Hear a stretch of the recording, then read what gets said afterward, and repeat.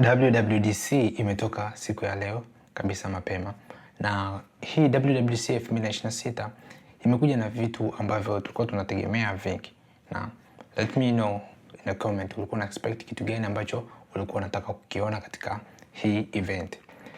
Vitu vingi ambavyo vimeonyeshwa kwenye hii WWDC mostly ni vitu ambavyo tuviviona kwenye WWDC 2024 ambayo imechukua miaka miwili mpaka sasa kuweza kuvi-accomplish.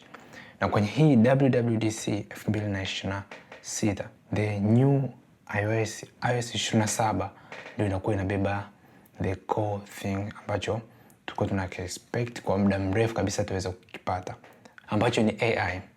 We know each company, Google and other companies ambazo zimekuwa zikifanya competition zaidi, zimekuwa zikitumia AI as the thing ambacho kiko katika in the world.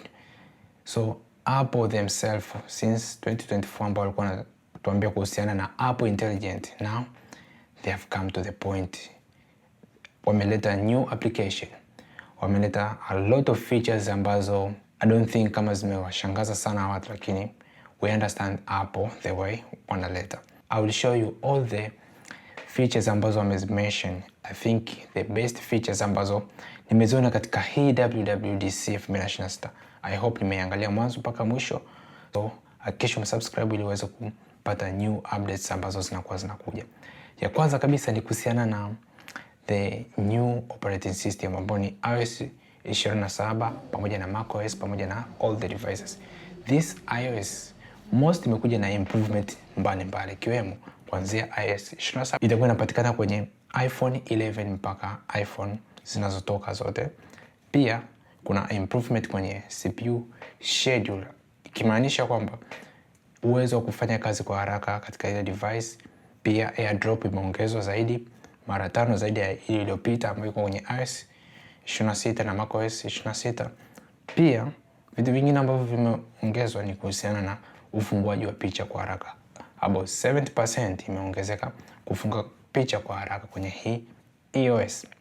Those are the things ambazo zimekuja kwenye hii iOS, kuongeza ile speed ya ufungaji kwa haraka na kufanya kazi kwa haraka.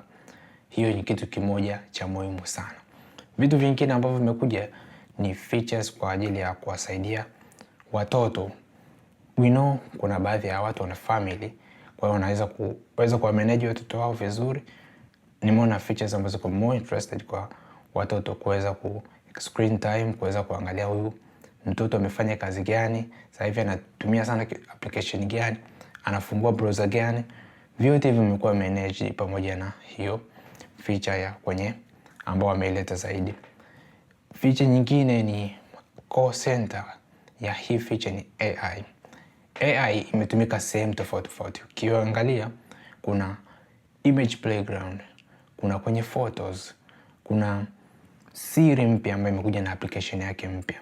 Kwenye photo unakuwa una uwezo wa kuweza kuextend, kuiongeza size au kuipunguza. Hivi ni features ambazo zimeonyeshwa kwenye hii WWDC.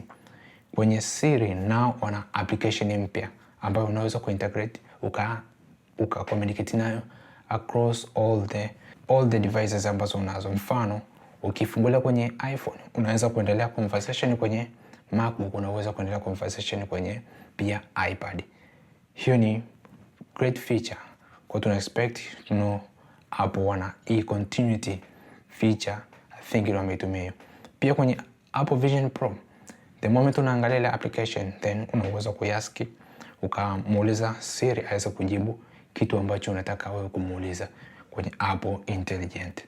Hizo ni feature ambazo zimefurahisha watu wengi sana, kwa sababu Apple wanasema wamefanya collaboration pamoja na Google ili kuweza kutengeneza Siri, na hii Siri yote inakuwa inafanya kazi on device pamoja na on cloud, lakini zote zinakuwa under private cloud computing. So kisha subscribe, like and comment. Catch you in the next one. Peace.